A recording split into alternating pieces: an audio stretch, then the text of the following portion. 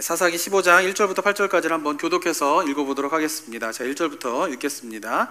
얼마 후 밀 거둘 때에 삼손이 염소 새끼를 가지고 그의 아내에게로 찾아가서 이르되 내가 방에 들어가 내 아내를 보고자 하노라 하니 장인이 들어오지 못하게 하고 친구에게 주었노라. 그의 동생이 그보다 더 아름답지 아니하냐. 청하노니 너는 그를 대신하여 동생을 아내로 맞이하라 하니 삼손이 그들에게 이르되 이번은 내가 블레셋 사람들을 해할지라도 그들에게 대하여 내게 허물이 없을 것이니라 하고 삼손이 가서 여우 300마리를 붙들어서 그 꼬리와 꼬리를 메고 회를 가지고 그 두 꼬리 사이에 한 회를 달고 회에 불을 붙이고 그것을 블레셋 사람들의 곡식밭으로 몰아들여서 곡식단과 아직 배지 아니한 곡식과 포도원과 감람나무들을 사른지라. 이르되 내가 그를 심히 미워하는 줄 알고 그를 내 친구에게 주었노라. 그의 동생이 그보다 더 아름답지 아니하냐. 청하노니 너는 그를 대신하여 동생을 아내로 맞이하라 하니 삼손이 그들에게 이르되 너희가 이같이 행하였은즉 내가 너희에게 원수를 갖고야 말리라 하고 블레셋 사람들의 정강이와 넓적다리를 크게 쳐서 죽이고 내려가서 에단 바위 틈에 머물렀더라. 아멘. 자, 오늘 본문의 내용은 이제 지난주에 살펴보았던 14장의 내용과 연결된 내용입니다. 14장에서 어떤 일이 벌어지게 됩니까? 이제 블레셋 사람과 이스라엘 백성들, 특별히 이제 삼손 사이에서 이제 갈등이 일어나게 됩니다. 그런데 이런 문제가 일어나고 갈등이 일어나게 된 원인은 무엇 때문이냐면은 나실인인 삼손이 이방 여인인 블레셋 여인과 결혼하려고 했기 때문에 이런 문제가 생기게 된 것입니다. 삼손은 블레셋 여인과 결혼하는 것으로 말미암아 삼손은 블레셋 사람들을 30여 명을 죽이게 되고요.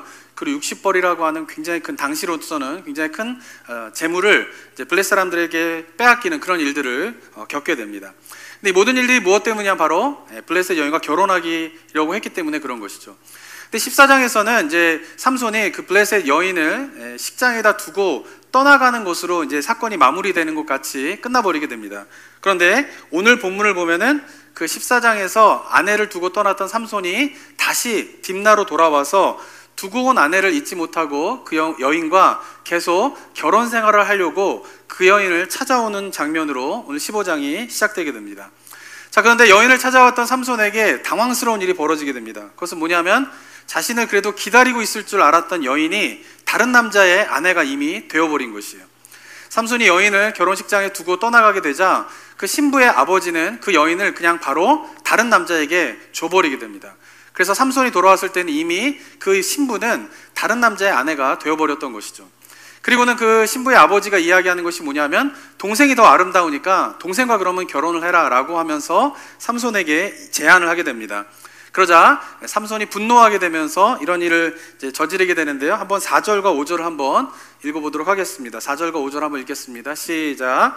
삼손이 가서 여우 300마리를 붙들어서 그 꼬리와 꼬리를 메고 회를 가지고 그 두 꼬리 사이에 한 회를 달고 회에 불을 붙이고 그것을 블레셋 사람들의 곡식밭으로 몰아들여서 곡식당과 아직 배지 아니한 곡식과 포도원과 감람나무들을 사른지라. 네, 삼손이 그 아버지의 제안에 분노를 해가지고 저지른 일이 뭐냐면은 여우 300마리를 잡아다가 둘둘씩 꼬리를 묶습니다. 그리고 꼬리 사이에 횃불을 달아가지고 불을 붙인 후에 그 150조죠 300마리를 이제 블레셋 밭으로 쫙 보내게 되면서 꼬리가 묶여 있고 불이 붙어 있으니까 여우들이 어떻겠습니까? 막 날뛰게 되면서 블레셋 밭을 다 태우게 되는 그런 일들이 벌어지게 됩니다. 그런데 5절에 보면은 곡식단과 아직 배지 아니한 곡식을 태웠다 이렇게 돼 있는데 그래도 이 정도만 태웠으면 그래도 괜찮아요. 왜냐하면 이 곡식이라고 하는 것은 매해 거둘 수 있기 때문에 한 해 농사 망치더라도 다음 해에 거둘 수 있는 기회가 있기 때문에 그렇습니다.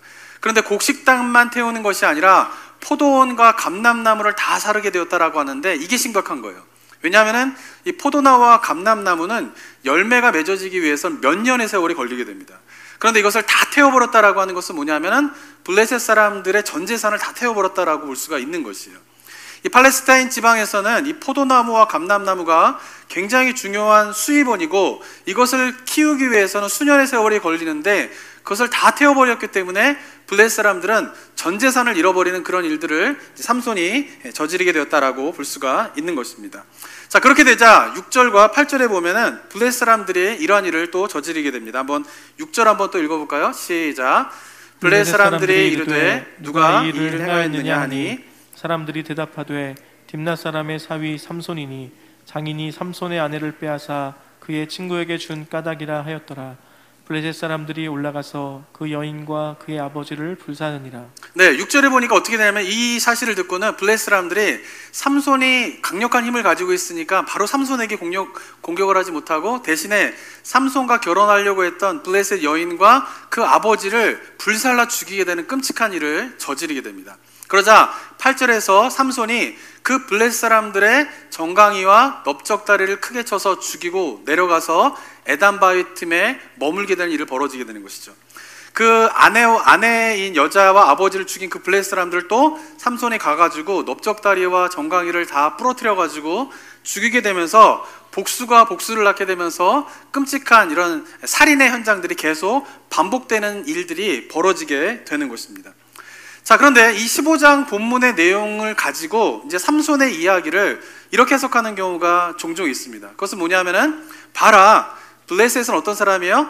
하나님을 대적하는 민족이죠. 하나님의 백성인 이스라엘 백성들을 대적하는 민족인 것이죠. 그렇기 때문에 그 블레셋 사람들을 죽이고 그 밭을 태운 것을 뭐예요? 잘한 일이다라고 하는 것이에요. 그리고 그 일을 삼손이 행한 것은 의도가 있었다라고 하는 것이죠.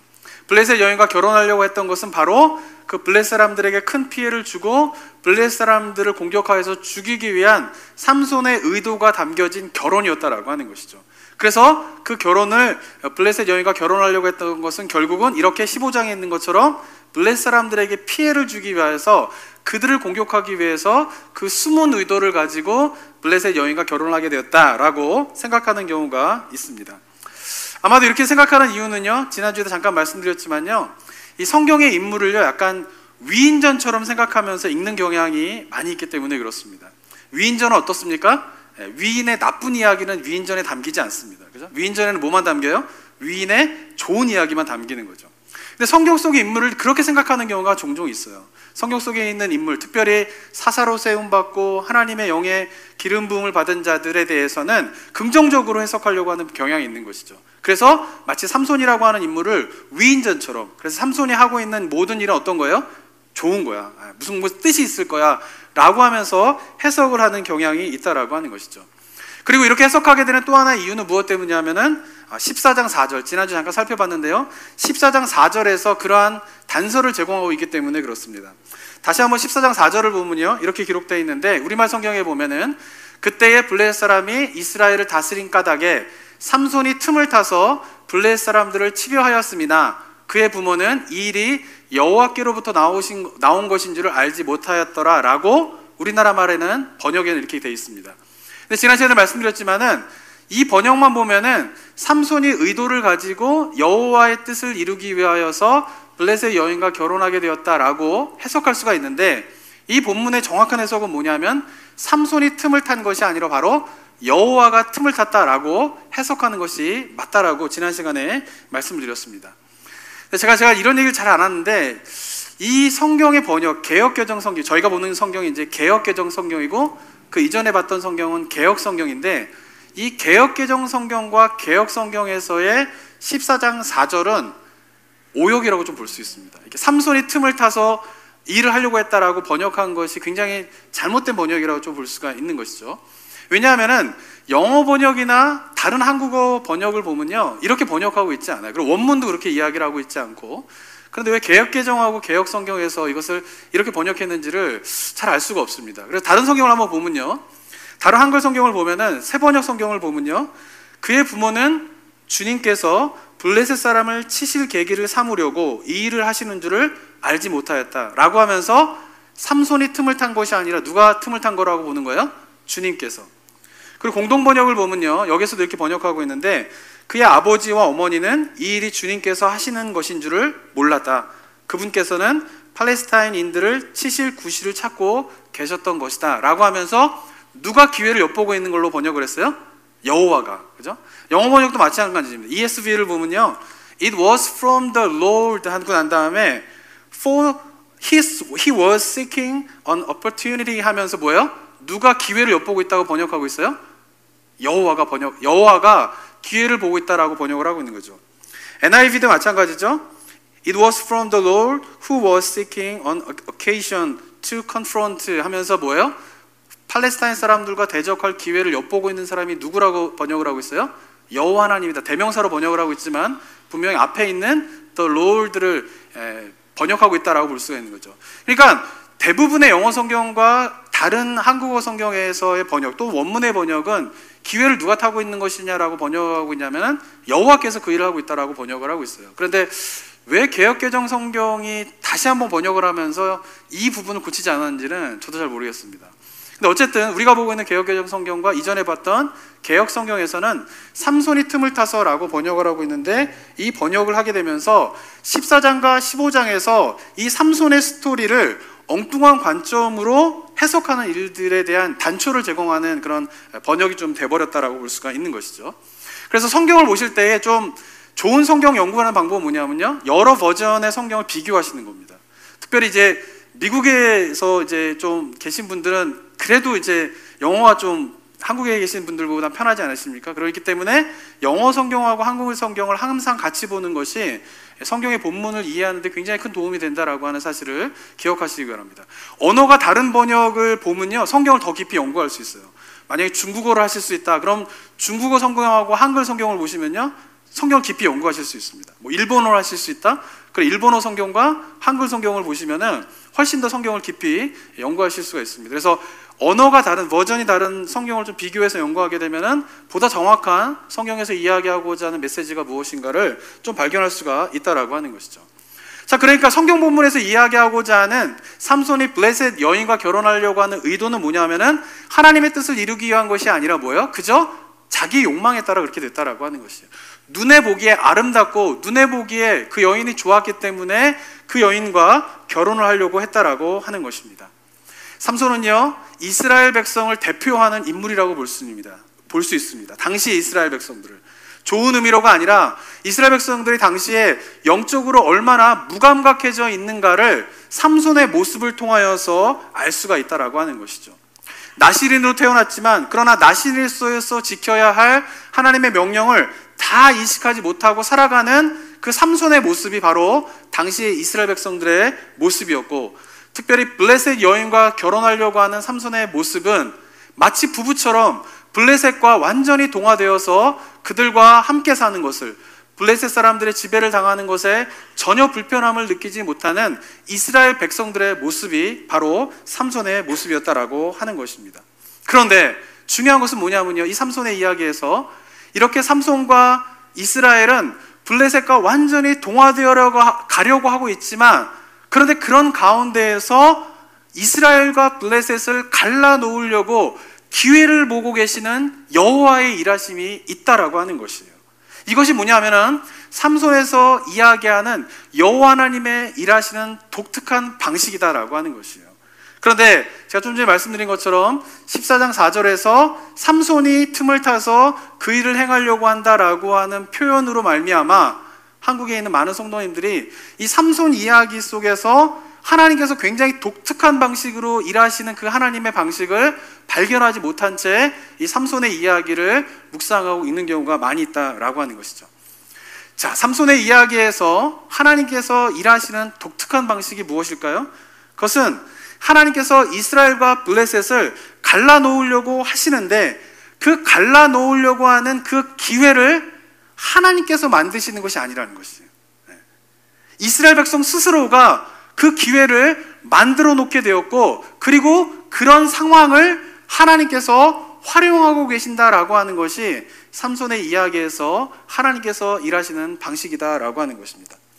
자, 오늘 본문 15장에서 일어난 일이 무엇입니까? 만약 삼손이 14장에서 그냥 파경으로 결혼을 끝냈다라고 하면 그냥 30명이 죽는 것으로 끝나버렸을 텐데, 오늘 좀 전에 읽은 것처럼 다시 그 여인과 결혼을 하려고 하기에 복수가 복수를 낳게 되면서 끔찍한 살인과 문제들이 계속 벌어지게 되고, 그 문제는 점점 심각한 상황 가운데로 흘러가게 되는 것이 15장의 이야기입니다. 문제가 점점 심각한 상황이 벌어지고 있는데 그 심각한 상황을 누가 일으키고 있습니까? 삼손이 일으키고 있는 것이에요. 삼손이 개인적인 욕망과 욕심 때문에 그 일들이 계속 일어나고 있다라고 하는 것이죠. 삼손은 하나님의 뜻에 따라 움직이는 것이 아니라 그냥 자기의 욕망에 따라 살아가는 것이에요. 그런데 그 욕망에 따라 막 살아가는데 그것으로 인하여서 문제들이 막 생겨나고 심각한 일들이 막 벌어지고 있는 것이죠. 그런데 놀라운 일은 뭐냐면 이 상황을 하나님께서 블레셋 사람과 이스라엘 사람들 사이를 갈라놓는 기회로 삼고 계시다라고 하는 것입니다. 자, 이스라엘 사람들이 블레셋 사람들과 얼마나 동화되어졌는가를 나타내는 본문이 9절부터 나오게 됩니다. 읽진 않았는데요, 한번 9절 11절을 한번 읽어보도록 하겠습니다. 9절 11절 읽겠습니다. 시작. 이에 블레셋 사람들이 올라와 유다의 진을 치고 레이에 가득한지라. 유다 사람 3,000명이 에단 바위 틈에 내려가서 삼손에게 이르되 너는 블레셋 사람이 우리를 다스리는 줄을 알지 못하느냐? 내가 어찌하여 우리에게 이같이 행하였느냐 하니 삼손이 그들에게 이르되 그들이 내게 행한 대로 나도 그들에게 행하였노라 하니라. 네, 삼손이 여우 300마리로 블레셋 밭을 다 태우게 되자 블레셋 사람들이 들고 일어선 게 아니라 유다 사람들이 들고 일어서게 됩니다. 왜냐하면 블레셋이 그 일로 말미암아 유다의 진을 치고 유다 사람들을 협박하기 때문에 그런 것이에요. 그러면서 유다 사람들이 몇 명이요? 3,000명이 블레셋을 공격하기 위해서 모이는 것이 아니라 누구를 나무라기 위해서 유다 사람 3,000명이 모이게 됩니까? 삼손을 나무라기 위해서요.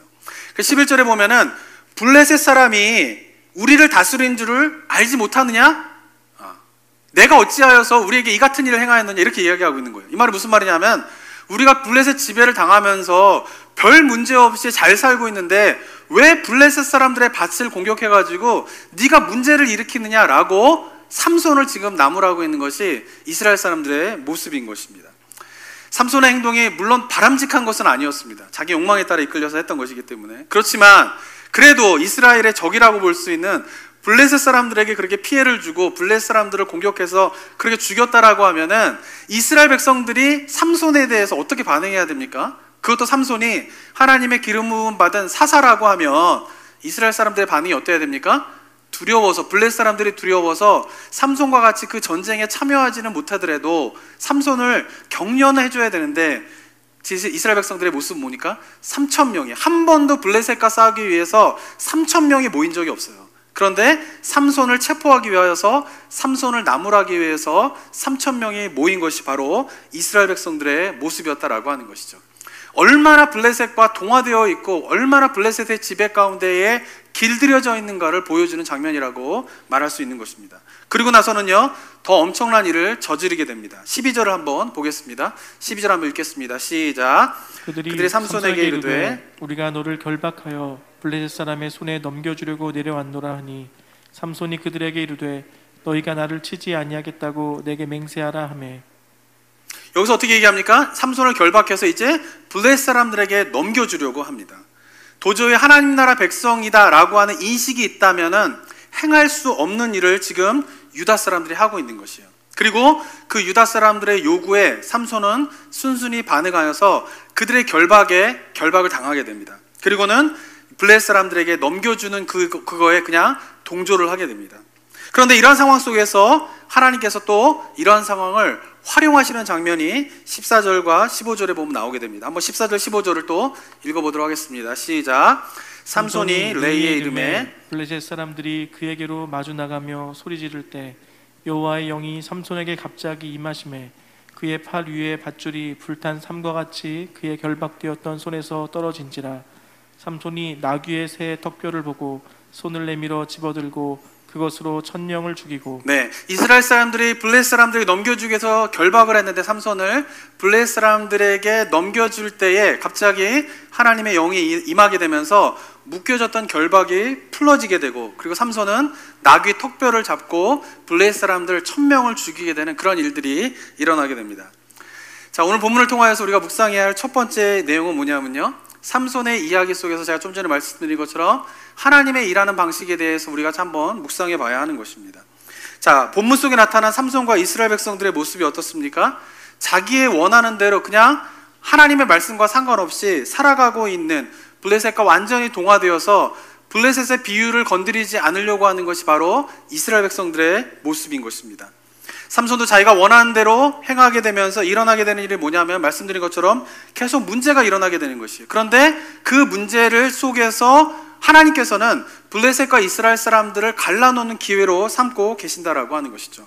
자, 여기서 중요한 것은 뭐냐면, 하나님께서 그들 사이를 갈라놓으려고 하는 그 문제들을 하나님이 일으키시는 것이 아니다라고 하는 것이에요. 그 문제들은 어떻게 일어납니까? 삼손이 자기가 원하는 대로 행동하니까 그 일이 일어나는 거예요.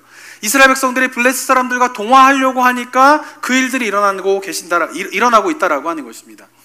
저는 이런 해석이 굉장히 중요하다고 생각하는 이유는 뭐냐 하면은, 아까도 말씀드린 것처럼 삼손의 본문을 굉장히 단순하게 해석하는 경향이 굉장히 많이 있다라고 하는 것이죠.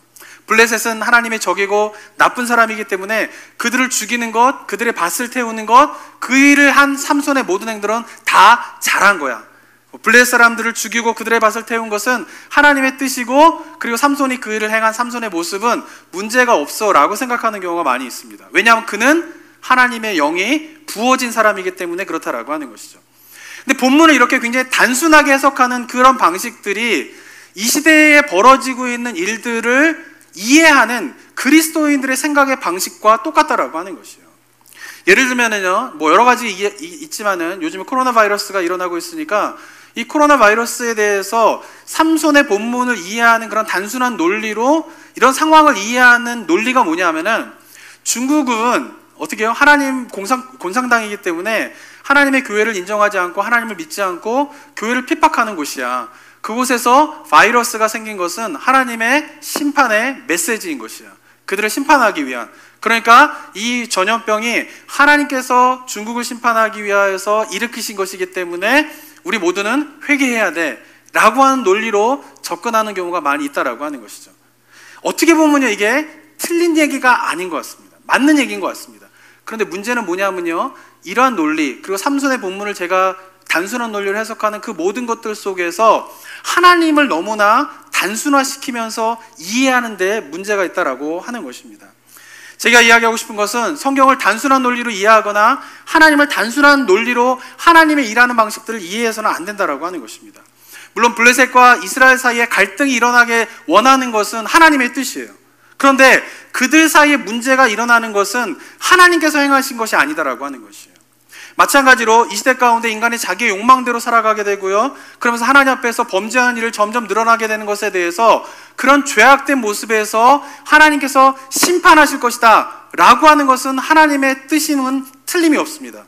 그런데 기억해야 할 것은 이 시대 가운데 일어나고 있는 전염병, 전쟁, 경제적인 문제, 이 모든 것들은 하나님께서 일하시는 것이 아니라, 하나님께서 행하신 것이 아니라 바로 그냥 인간의 욕망에 따라 살아가다 보니까 나타나는 일이다라고 하는 것입니다. 마치 삼손과 이스라엘 백성들이 그들의 욕망에 따라 살아가니까 여러 가지 문제들이 일어나고 있는 것처럼 이 시대 가운데 벌어지고 있는 여러 가지 문제들은 바로 인간의 자신의 욕망에 따라 살아가게 되면서 벌어지고 있는 일이 바로 이러한 결과이다라고 하는 것을 기억해야 한다라고 하는 것이죠. 그런데 중요한 것은 무엇입니까? 그런데 인간의 욕망에 따라 심각한 일이 벌어지고 있고 인간의 죄는 점점 더 심각해져는 그런 상황으로 가고 있는데, 하나님은 어떻게 하고 되는 거예요? 그 속에서 일하시고 계신다라고 하는 것이에요.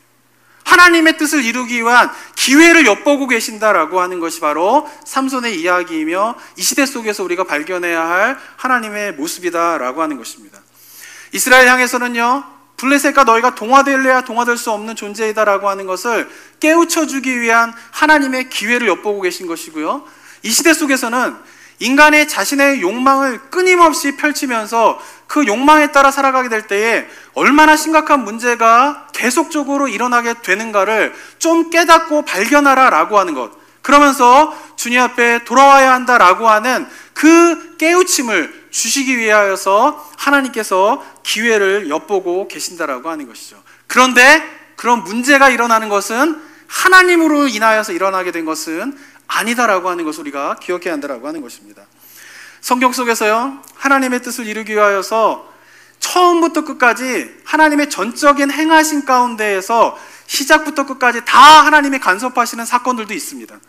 그런데 성경 속에서는요, 하나님께서 처음부터 끝까지가 아니라 여러 가지 인간의 죄로 말미암아 벌어지고 있는 현상들, 마치 하나님께서 그것에 대해서 아무런 컨트롤을 하시지 못하시고 하나님의 권위가 다 무너지는 그런 상황이 쫙 펼쳐지는 가운데에서도 그런 상황 속에서 그런 상황을 이용하셔서 하나님의 뜻을 이루기 위한 하나님의 행하심들도 있는 기록들이 있다라고 하는 것을 우리가 발견해야 한다라고 하는 것이죠. 그래서 뭐예요? 우리의 삶의 모든 것들이 하나님의 주권 아래 있다라고 하는 의미가 바로 이러한 의미 속에서 하나님의 주권을 이해하는 것이 굉장히 중요한 하나님에 대한 올바른 인식이다라고 저는 생각합니다. 사랑하는 성도 여러분, 하나님의 일하는 방식은 단순하지 않습니다. 무엇인가 정해져 있지 않아요. 우리가 예측할 수 있는 것이 아니에요. 상황에 따라, 사람에 따라 다양하게 일하시고 계시는 그 하나님의 일하심들을 우리가 발견하고 하나님의 그 하나님 되심 그대로를 우리가 인정하며 나아갈 때에 우리 삶 가운데에 하나님의 새로운 은혜와 역사를 체험할 수 있다라고 하는 것입니다. 사랑하는 성도 여러분, 아무리 인간이 심각한 죄를 짓고요, 그래서 인간의 삶이 심각한 상황 가운데에 치닫는다 손치더라도 그 가운데에서 하나님이 일하시고 계시다라고 하는 것을 그리스도인들이 붙잡고 그 하나님의 일하심 가운데에 그 발견하고 그것에 순종하면서 함께 동참하면서 나아갈 때에 이 시대 가운데에서 하나님의 새로운 구원의 역사가 펼쳐지게 될 줄을 믿습니다. 그것을 발견하고 깨닫는 저와 여러분이 되었으면 좋겠습니다. 두 번째로 묵상하기 원하는 것은요, 하나님의 영이 임한다고 사람의 성품이 변하는 것은 아니다 라고 하는 것을 오늘 본문을 통해서 깨달으셔야 합니다. 제가 단순한 논리로 성경을 읽거나 하나님을 이해하면 안 된다라고 했는데, 말씀드린 것처럼 단순한 논리로 성경 속 인물을 이해해서도 안 됩니다. 삼손은 하나님의 영이 임한 사람이니까 삼손이 하는 일은 다 잘한 거야, 하나님의 뜻을 이룬 거야 라고 삼손을 단순한 논리로 해석하면 안 된다라고 하는 것이죠. 왜냐하면 성경은요, 사람에 대해서 굉장히 정확하고 섬세하게 인간이 어떤 존재인가에 대해서 이야기를 하고 있어요. 물론 하나님에 대해서 온전히 순종하며 살아가고 있는 인물에 대한 것도 설명하고 있지만요, 그런데 성경이 정말 인간이 어떤 존재인가를 보여주기 위해서 성경의 여러 인물들을 묘사하고 있는데, 그 가운데 핵심은 뭐냐면요, 인간 가운데 있는 죄성이 얼마나 지독한 것인가를 좀 깨달으라는 것이에요. 심지어는 하나님의 영이 임했는데 그 속에서 그 죄성이 꿈틀대면서 그 죄성의 영향을 받으면서 살아가는 그 삼손의 모습을 통하여서 인간의 존재 속에서 이 죄성이 얼마나 심각하게 인간을 붙잡고 있는지, 거기서 얼마나 지독하게 떨어지고 있지 않은지를 좀 발견하라라고 하는 것이 성경에서 이야기한 인간의 모습인 것입니다. 오늘 본문의 삼손의 모습을 보면요, 하나님의 영이 임했는데 전혀 변하지 않는 삼손의 모습이 계속적으로 이어지게 됩니다. 15절을 다시 보게 되면요, 15절을 보시면 어떻습니까? 하나님의 영이 임하여서 큰 힘을 가지게 됩니다. 그리고는 삼손이 블레셋 사람 1000명을 죽이는데 뭐를 사용해서 1000명을 죽이게 됩니까? 나귀의 새 턱뼈, 새 턱뼈라고 하니까 이게 좀 애매한데 영어로 fresh한 거죠. fresh한 거. 그러니까 턱뼈인데 이게 뭐예요? fresh한 턱뼈라는 거예요. 그 말은 무슨 말이냐면 나귀가 죽인 지가 얼마 되지 않았다라는 것이에요. 그러니까 나귀의 사체가 있는데 그 사체에서, 얼마 죽지 않은 나귀의 사체에서 턱뼈를 가져다가 블레셋 사람들을 쳐 죽이고 있는 것이에요. 자, 그런데 왜 삼손이 나귀의 턱뼈를 사용해서 1000명을 죽였을까요? 15절에 보면 삼손이 나귀의 새 턱뼈를 보았기 때문이에요. 눈에 보이는 대로, 눈에 다른 게 보였으면 다른 걸 했을 거예요. 근데 눈에 보인 게 뭐였어요? 사체 가운데 있는 나귀의 턱뼈였던 거예요. 그래서 그것을 붙잡아서 1000명을 죽였다라고 하는 것입니다. 나시린이 하지 말아야 할 행동이 뭡니까? 부정한 사체를 가까이 하면 안 된다는 것이에요. 그러나 삼손은 그 부정한 사체를 가까이 하지 말아야 함에도 불구하고 사자의 사체 가운데 꿀이 있는데 그 꿀을 얻기 위하여서 사자의 사체를 만지게 됩니다. 그리고 하나님의 영이 임했는데 부정한 사체를 만지지 말아야 됨에도 불구하고 삼손은 어떻습니까? 나귀의 사체에서 턱뼈를 잡습니다. 이유가 무엇일까요? 둘 다 이유의 공통점은 뭐예요? 눈에 보기에 좋았기 때문에 그래요. 눈에 꿀이 보이니까 사자의 사체를 만진 것이고요, 눈에 나귀의 턱뼈가 보이니까 나귀의 사체를 만지게 되었다라고 하는 것입니다. 그러면서 나시린으로서의 지켜야 할 그 본분은 잊어버리는 모습이 있게 되는 것입니다. 그렇게 해서 1000명의 사람을 죽이고 난 다음에 16절에 보면요, 이렇게 고백을 합니다. 16절 한번 읽어볼까요? 시작. 이르되 나귀의 턱뼈로 한 더미 두 더미를 쌓았으며 나귀의 턱뼈로 내가 1000명을 죽였도다 하니라. 16절은요 삼손의 노래예요. 구원의 역사로서 이방 민족을 쳐부수고 난 다음에 하나님의 사람은 언제나 찬양의 노래를 부르게 됩니다. 모세가 그랬고요. 사사기에서는 4장에서 드보라가 승리하고 난 다음에 5장에서 드보라의 노래로 하나님께서 구원을 행하신 것에 대한 찬양을 고백하게 됩니다. 그런데 삼손은요, 1000명을 죽이고 난 다음에 누가 그 일을 했다라고 16절에서 고백하고 있어요? 노래하고 있어요? 내가 그랬다는 거예요. 나귀의 톡뼈로 내가 1000명을 죽였도다 라고 하면서 하나님의 영이 임하여서 그 일을 행한 것은 잊어버리고, 하나님께 그 모든 영광을 돌리고 하나님을 찬양하는 것은 잊어버리고, 그 일을 누가 했다라고 지금 이야기하고 있어요? 내가 행하였다라고 이야기를 하고 있는 것입니다. 그리고 난 다음에 비로소 삼손의 본문 속에서 삼손이 처음으로 여호와께 부르짖는 장면이 이어지게 됩니다. 18절입니다. 한번 읽겠습니다. 시작. 삼손이 심히 목이 말라 여호와께 부르짖어 이르되 주께서 종의 손을 통하여 이 큰 구원을 베푸셨사오나 내가 이제 목말라 죽어서 할례 받지 못한 자들의 손에 떨어지겠나이다 하니. 예, 여호와께 비로소 부르짖는 거예요. 삼손의 이야기에서 한 번도 부르짖으면, 이스라엘 백성도 부르짖지 않고 삼손도 한 번도 부르짖지 않는데 처음으로 삼손, 이 부르짖는 장면에서 그 부르짖는 이유가 무엇 때문이에요? 내가 목마르기 때문에 그렇다는 거예요. 그래서 나에게 먹을 물을 주십시오라고 하는 그 목마름의 그 속에서 처음으로 삼손이 부르짖게 되는 것이에요. 이스라엘 백성들이 블레셋으로부터 우리를 구원하여 주십시오라고 부르짖지 않던 이스라엘 백성들과 삼손이 처음으로 부르짖는 부르짖음은 뭐냐면요, 내가 목말라 죽게 되었사오니 나에게 물을 주십시오라고 하는 부르짖음이다라고 하는 것입니다. 그리고는 1000명을 하나님의 영이 임하여서 승리하고 난 다음에 이것이 여호와의 구원입니다 라고 고백하지 않던 삼손이 목이 말라 하나님에게 물을 요청하는 부르짖음 속에서 비로소 여호와의 구원에 대한 언급을 하고 있다라고 하는 것입니다. 삼손의 모습이 어떻습니까? 하나님의 영이 임하였지만 변한 것이 없습니다. 삼손의 모습은 그대로인 것이에요. 이런 삼손의 모습을 통해서 우리가 알아야 할 것은 뭐냐면요, 능력이 임하는 것과 성품이 변하는 것은 별개의 문제라는 것이에요. 근데 신앙의 착각은 자꾸 여기서 일어나는 것이에요. 능력이 임하는 것과 성품이 변하는 것이 별개의 문제인데 이것을 같은 의미로 지금까지 많이들 생각하고 있다라고 하는 것이죠. 신약의 본문으로 넘어가 보면요, 이걸 다시 어떻게 이야기할 수 있냐면은 성령의 은사를 받는 것과 성령의 열매를 맺는 것은 다른 문제이다라고 하는 것이에요. 그런데 착각이 뭐냐면은 성령의 은사를 경험하면 성령의 열매도 맺는 것으로 착각하는 경우가 많이 있다라고 하는 것이죠. 어쩌면 성령의 은사는 능력이겠죠? 성령의 열매는 뭡니까? 성품인 것이에요. 능력을 경험한다고 성품이 변하는 것이 아니다라고 하는 것이죠. 어쩌면 지금까지 한국교회의 모습은요, 삼손과 같은 능력을 사모하는 신앙을 추구해왔던 것 같습니다. 그리스도인들도요, 개개인들도 어쩌면 성령의 은사를 사모하고 그 능력을 사모하는 데에 신앙의 관점이 많이 맞춰져 있었다라고 볼 수가 있는 것입니다. 능력에는 영적인 지도자 한 명이 나타나면요, 사람들이 모이게 됩니다. 그래서 교회가 어떻게 해요? 부흥하게 되는 것이죠. 교회가 성장하게 되는 것이죠. 이것이 일반적인 한국 교회의 성장의 모습이었다라고 하는 것이죠. 그러면서 각 그리스도인들요, 그렇게 능력이 있는 영적인 지도자, 목사가 나타나면요, 구름대 같이 그 사람에게로 몰려가게 되는 것이 한국 교회의 모습이었다라고 하는 것이죠. 어쩌면 지금 한국 교회에서 발생하고 있는 여러 가지 문제들은요, 이러한 능력을 추구하는 신앙의 결과가 아닐까라고 하는 생각을 갖게 됩니다. 삼손처럼 하나님의 영이 임하여서 능력을 행하는 목사님들이 나타나면 그 목사님들에게 수많은 사람들이 모이게 되면서 교회가 대형화가 되기 시작합니다.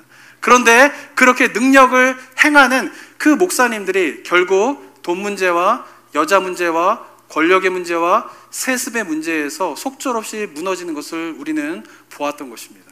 이유가 무엇 때문일까요? 삼손처럼 능력을 체험했을지는 모르지만 성품이 변하지 않았기 때문에 그렇다라고 하는 것입니다. 어쩌면 이 시대 가운데 우리가 정말 추구해야 할 신앙의 모습, 어쩌면 진짜 바라봐야 할 하나님이 찾으시는, 하나님이 필요로 하는 그리스도인의 모습은 능력을 가진 그리스도인이 아니라 성령의 열매를 맺는 성품이 변하는 그리스도인이다라고 생각을 하게 됩니다. 지금 코로나 사태로 어쩌면 지금까지 추구해왔던 교회의 모습, 신앙의 모습을 한번 완전히 갈아엎는 시간들을 보내고 있지 않은가라고 하는 생각을 저는 좀 하게 됩니다. 어쩌면 이것이 위기일 수도 있겠지만은, 그러나 이것이 우리의 신앙의 본질이 과연 무엇인가를 다시 한번 점검하면서 그 본질을 향하여서 나아갈 수 있는 기회가 되지 않을까라고 하는 생각을 저는 많이 하게 됩니다. 지금까지 교회가요, 한국교회는요, 능력 있는 목회자 중심으로 예배당에 많이 모이는 것이 부흥이라고 생각했어요. 그런데 지금 코로나 사태를 겪으면서요, 이러한 부흥이 얼마나 속절없이 무너지는 것인가를 우리는 경험하고 있습니다. 지금은 대형교회든 소형교회든 구분이 없어졌어요. 그냥 다 온라인 예배예요. 모이는 것에 대한 그런 것들에 대한 자부심들이 다 사라져가고 있는 것이죠. 어쩌면 예배당에 모이는 것이 우리 신앙의 기준이었다라고 하면, 이제부터는 우리가 추구해야 할 신앙의 모습은 뭐냐 하면, 우리가 홀로 얼마나 깊이 있게 하나님 앞에 기도의 자리로 나아가고 있느냐라고 하는 것이에요. 교회에 모여서 수많은 사람들이 모여서 부르짖고 통성기도하고 그러면서 하나님의 놀라운 은혜를 사모하는 것이 우리의 신앙의 기준이었다라고 하면, 이제는 내가 얼마나 홀로 하나님 앞에서 꾸준히 매일매일 기도의 삶으로 들어가고 있는가가 우리의 신앙의 기준이 되어야 한다라고 하는 것이죠. 만약에 그것이 회복되어지지 않는다라고 하면 삼손의 시대에서 하나님의 구원을 경험할 수 없었던 것처럼, 어쩌면 이 시대 속에서도 하나님의 구원을 경험하지 못한다라고 하는 두려운 마음들이 우리 가운데 있어야 될 줄을 믿습니다. 어쩌면 예배당에 모여서요, 봉사를 열심히 하는 것으로 신앙의 기준을 삼았다라고 하면, 이제는 내가 홀로 하나님의 말씀 앞에서 그 말씀에 얼마나 깊이 있게 묵상하고 그것이 나의 삶 가운데 얼마나 영향력을 미치고 있는가가 바로 신앙의 기준이 되어야 할 때가 바로 이 시대가 아닌가라고 하는 생각을 갖게 됩니다. 지금까지 한국교회는요, 어쩌면요, 화려하고 능력 있는 그런 신앙을 추구했습니다. 그래서 성품은 하나도 변한 게 없는데 능력을 가지고 나귀턱뼈로 1000명을 죽이고, 나중에는 이제 보시겠지만 블레 사람들을 한 방에 무너뜨리게 되는 그 삼손의 모습을 우리는 동경하고 좋아했는지 모릅니다. 성경에서 이야기하고 있는 삼손의 성품이 무엇인가에 대한 것은 별로 관심을 갖지 않으면서요. 그러나 이제는 우리가 바라볼 것이 뭡니까? 정말 이 어두운 시대 가운데에 우리가 추구해야 될 신앙의 모습은 성령의 능력을 체험하는 그런 신앙의 모습이 아니라 성령의 열매를 맺어가는 신앙이 되어야 할 줄을 믿습니다. 성령의 열매는요, 한 번에 이루어지지 않습니다. 자, 요즘에 할 일이 없어가지고 밭에서 고추하고 상추하고 뭐 이런 걸 키워보거든요. 열매 맺는데 하루아침에 안 되더라고요. 조그만 거 하나 열매 맺는데도. 열매 맺는 거 맨날 나가서 얼마나 커졌나 그리고 매일 물 주고 기다려야 되고, 그래야지 열매 하나 맺혀지게 되는 것이죠. 성령의 열매도 똑같습니다. 한 번에 이루어지지 않습니다. 능력은 한 번에 임할 수 있습니다. 하나님의 영은 한 번에 임할 수 있습니다. 그러나 성령의 열매는 한 번에 임하는 것이 아닙니다. 꾸준해야 되고요, 시간을 들여야 되는 것입니다. 사랑하는 성도 여러분, 꾸준하고 시간을 들이면서 하나님 앞에서 우리의 성품이 변화되어지는, 우리가 그리스도를 더 닮아가게 되고 그리스도의 성품을 더 닮아가게 되는 그런 삶의 체험이 저와 여러분의 삶들 가운데 있게 되기를 소망합니다. 어쩌면 이 시간들이요, 코로나 바이러스가 이렇게 한두 달 정도면 끝나지 않을까 싶었는데, 앞으로 1년 아니면 어쩌면은 이 코로나 바이러스 사태가 계속 반복되게 되면서 지금까지의 예배의 문화와는 완전히 다른 예배의 문화, 교회의 문화가 어쩌면 우리가 준비해야 될 시대가 아닌가라는 생각을 좀 갖게 됩니다. 마음 가운데에는 두려움도 있습니다. 막막함도 있습니다. 왜냐하면 그동안 익숙해왔던 사역의 패턴으로는요, 앞으로 변화되어진 이 시대 속에서, 이런 상황 속에서 어떻게 해야 될지를 감이 안 잡히기 때문에 제 마음 가운데 두려움과 염려들도 많이 있습니다. 그러나 제가 오늘 본문을 묵상하면서 기억하는 것은 뭐냐면요, 저뿐만 아니라 우리 성도님들도 정말 예수 그리스도의 성품을 닮아가는 것에 그 신앙에 초점을 맞추고 그 본질을 꾸준하게 시간을 들이면서 나아가게 될 때에 하나님께서는 이 어두운 시대 속에서 새로운 일을 행하시지 않을까라는 기대를 해보게 됩니다. 왜냐하면요, 인간으로 말미암아 죄악이 깊어지고 그로 인하여서 여러 가지 심각한 문제가 일어난다 손 치더라도, 그러한 상황 속에서 하나님은 기회를 엿보시는 분이시기 때문에 그렇습니다. 하나님은 틈을 찾으시는 분이시기 때문에 그렇습니다. 그 하나님의 일하신 가운데 우리가 온전하게 반응하며 나아가는 저와 여러분이 되었으면 좋겠습니다. 한번 같이 기도하도록 하겠습니다. 이 시간 기도하며 나아갈 때에 사랑하는 성도 여러분, 우리가 코로나 바이러스 사태를 이제 단기적으로 생각할 것이 아니라 굉장히 중장기적으로 생각해야 될 때가 되었다고 저는 생각합니다. 이것이 어쩌면은 교회의 위기가 될 수도 있겠지만, 그런 어쩌면 우리가 그동안 살아왔던 신앙을 돌아보면서 정말 우리가 본질적으로 추구해야 하는 신앙의 모습은 무엇인지, 교회의 모습은 무엇인지를 새롭게 깨닫고 하나님의 새로운 역사 가운데에 쓰임받을 수 있는 기회가 될 거라고 저는 생각합니다. 그러기 위해서 우리가 필요한 것이 무엇입니까? 성령의 열매를 맺는 삶을 사시기 바랍니다. 꾸준하게 하나님 앞에 기도와 묵상의 삶이 삶의 일부분처럼, 습관처럼 그 기회를, 그 훈련의 기회를 이번 기회로 삼는 우리 성도님들이 되셨으면 좋겠습니다. 그러면서 우리 하나님의 일하심에 동참하게 되는 은혜가 있게 되길 소망합니다. 우리 이 마음을 담아서 각자가 하나님 앞에 좀 기도하는 시간 갖고요, 제가 마무리하는 기도하도록 하겠습니다. 기도하겠습니다.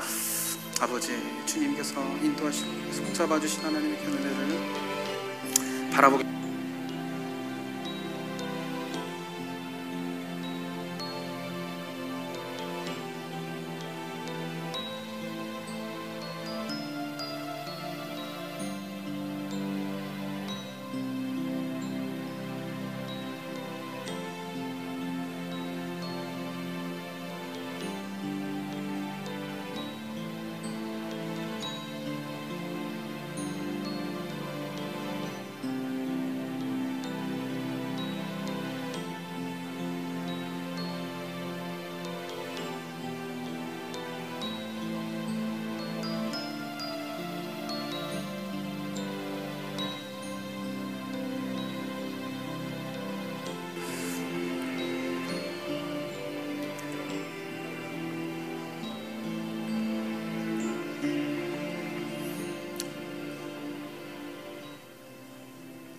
사랑과 은혜가 충만하신 하나님 아버지, 정말 이 시대에 하나님이 찾으시는 하나님의 백성이 누구인지를 다시 한번 깨달을 수 있도록 인도하여 주시옵소서. 우리가 삼손의 모습을 통하여서 정말 우리가 바라봐야 할 신앙의 모습이 어떠한 것인가를 발견하며 정말 주님을 더 바라보고 주님의 성품을 닮아가는 저희 모두가 되게 하여 주시옵소서. 우리의 능과 힘으로가 아니라 성령을 의지함으로 하나님께 주신 약속의 말씀을 바라봄으로 그렇게 한 스텝 한 스텝 꾸준하게 주님을 닮아가는 놀라운 변화가 우리 삶 가운데 있게 하여 주시옵고, 그래서 이 어두운 시대에 또 우리가 예측하지 못하는 시대적 속에서 그동안 해왔던 교회의 모습, 그동안 해왔던 신앙의 모습들의 새로운 변화와 새로운 시대를 준비해야 하는 이 시대 속에서 우리가 잠잠히 주님의 음성에 귀를 기울이며 주님의 일하시는, 새로운 일을 행하시는 그 하나님의 일하심들을 바라보고 따라가게 되는 저희 나성 북부교회 될 수 있도록 주님 인도하여 주시옵소서. 은혜 감사드리며 예수 그리스도의 이름으로 기도드립니다. 아멘.